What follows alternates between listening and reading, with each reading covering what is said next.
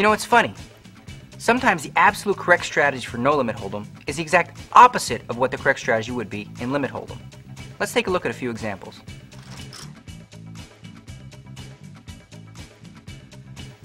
Probably the biggest difference between no limit and limit hold'em is the way you approach playing on the flop. Now in limit hold'em, it's all about pound, pound, pound. Let's say, for example, you have ace jack and the flop comes jack 9-4. Well, in limit hold'em, you want to bet and raise and re-raise as much as possible.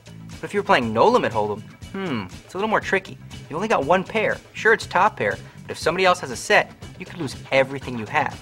So in no limit, you want to be more cautious and look to trap.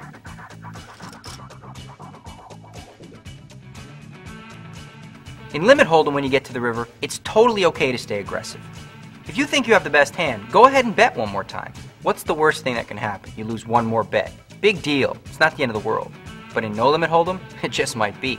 In no limit hold'em, even if you think you have the best hand sometimes, if a really scary card comes off and it might cost you your entire stack, sometimes it's better to just check and win what's already in the middle.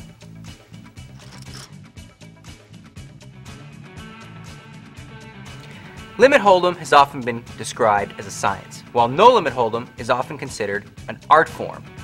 See, the problem with bluffing in limit hold'em is you just can't put enough pressure on your opponents with one stinking bet. However, in no limit hold'em, if you think your opponent's weak, you can bet it all if you want. Now that ought to scare them.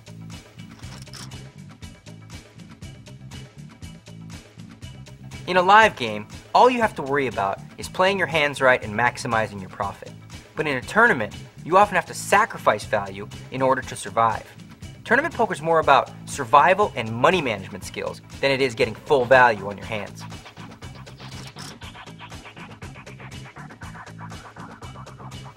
There are mixed theories on how to approach the early stages of a tournament.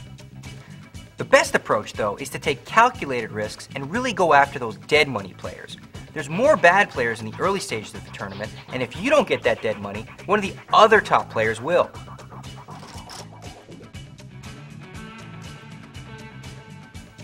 The middle stages of a tournament are really tough. Your strategy depends on your table composition. If you're at a table with a bunch of weak and timid players, well then you be a maniac and start attacking them. However, if there's already a bunch of maniacs at your table, well then you need to be patient, sit back, and look to trap them. It's all about ebb and flow.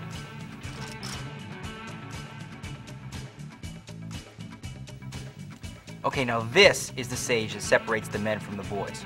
What you want to do now is get super aggressive, especially against the wimpy players who aren't looking to play and just squeak into the money. The real champions at this stage live by a philosophy. It's real simple. In order to survive, you must be willing to die.